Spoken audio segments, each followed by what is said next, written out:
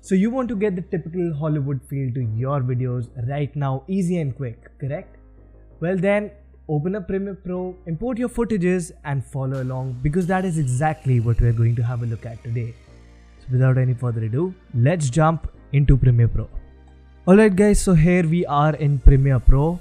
I've already imported my footages. These are the two images that were shot by my friend using his DJI Mavic Pro, and he was kind enough to let me use these footages in my tutorial today. So big thumbs up to Angad Kahai Singh from Angad Kahai Singh. His channel link will be in the description down below. Anyways, this is the footage straight out of the DJI Mavic Pro's camera. I know these footages look good as it is, but I've already edited the main effect that we'll be looking forward to today. The effect we are going to look forward to is called the orange and teal effect. Now this is what our footage should look like by the end of this tutorial. Now this is the effect that is typically used in Hollywood movies, and it's not very difficult to achieve, to be honest. Just requires a little bit of that creative approach towards your color grading. So without any further ado, let's just keep this to the side and start from scratch. Now in order to start from scratch, we'll go to our project panel. We'll hit the right click, new item and adjustment layer, hit OK and put that on top of our footage.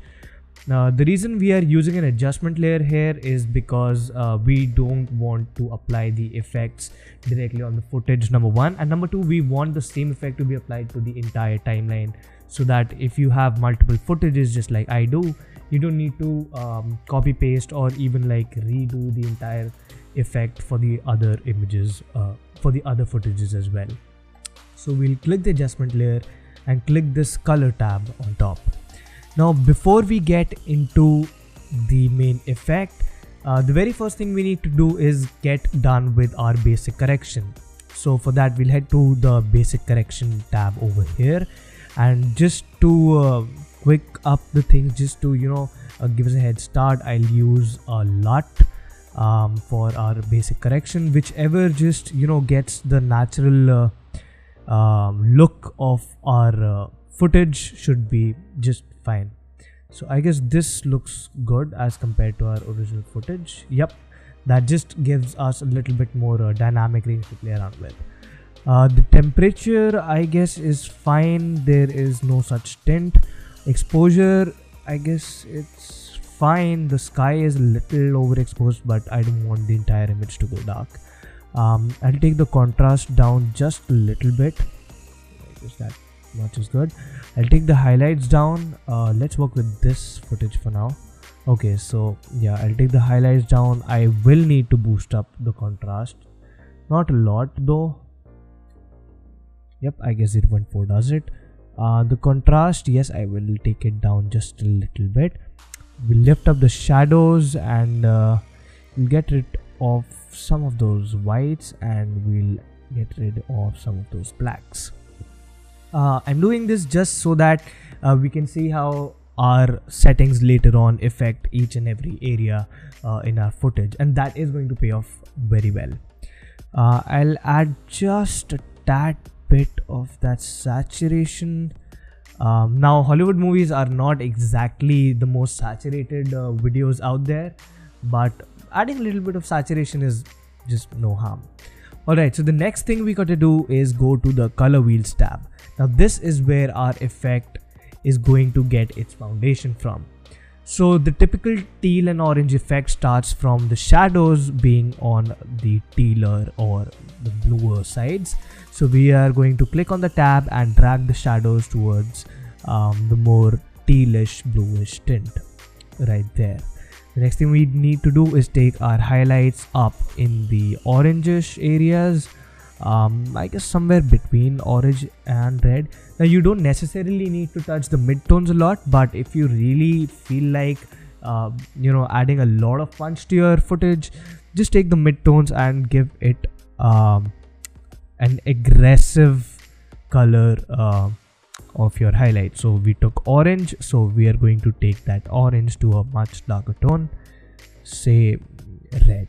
Now these sliders on the sides, these are going to help with the intensity of our effects. So we are going to lift the shadows up just a tad bit. We're going to lift the midtones up a tad bit, and we are going to leave the highlights just as is. Now I know the image right now, the footage does not look anywhere close to the Hollywood production, but wait till we get to the creative tab. So here we go to the creative tab. We are going to add quite a bit of vibrance. Now we do want our image to be vibrant, and as you can see, as I take it much higher, the vibrance, we start to get a lot of that blue effect in our sky. Now that is exactly what we want. Don't worry about the vibrance. Taking that high is not a bad thing. What is bad though is taking the saturation high. That is going to kill your image. So if in case you run out of space in your vibrance tab and you still don't get that color pop, you can add a little bit of saturation, but not a lot, because as you can see, it just crushes the entire image. Even though some people might like that oversaturated look, we are not going to tackle that for today. So I'm going to keep it at 100. Anyways, I'm going to take that vibrancy down just a little bit. We're going to sharpen that a little bit, and as you can see, we have the same dials again for shadow and highlights, and we're going to do the exact same thing. We're going to take the shadows in the bluer section and take our highlights in the orange section. As you can see, our effect has actually started to take shape. Now the tint balance down here would take your effect to more towards the shadower tint or more towards the highlights tint. So as you go to the left, it's going to take your entire image more towards the highlight color, and as you take it to the right, you go more towards the shadow. So over here, as you can see, there is a lot of orange. We will take it towards the right so that we can get, quite a bit of that teal out. So as you can see, I guess this is pretty much what we were looking forward to. And this is the before and this is the after image. Now I guess the greens are a little too much. So I guess I need to take the vibrance down just a bit, and then we can adjust the tint balance a lot more towards the right. And I guess I guess I took it down a little too much.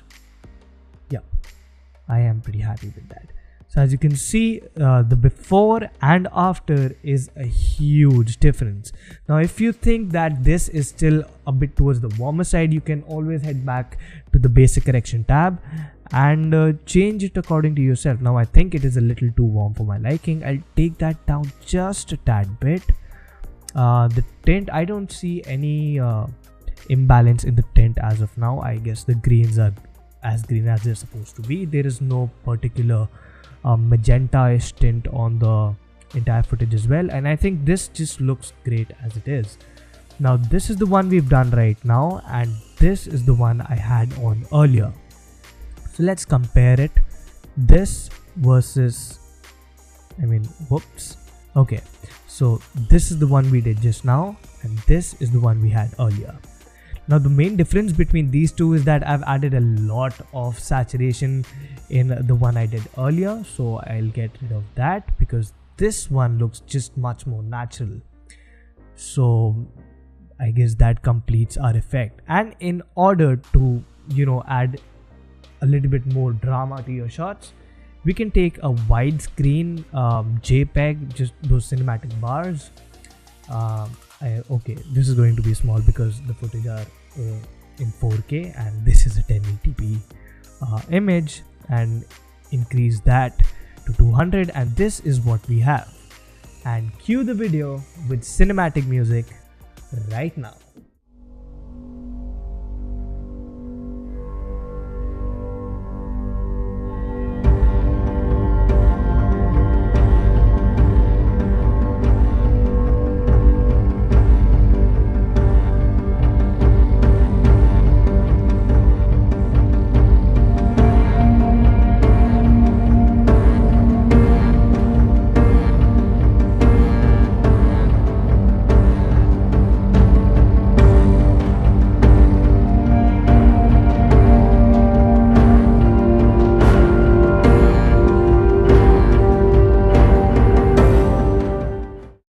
So guys, I hope you like this video as much as I like making it, and if you did, make sure to drop a like and also subscribe to the channel if you haven't already, and I'll catch you guys in the next one. Later.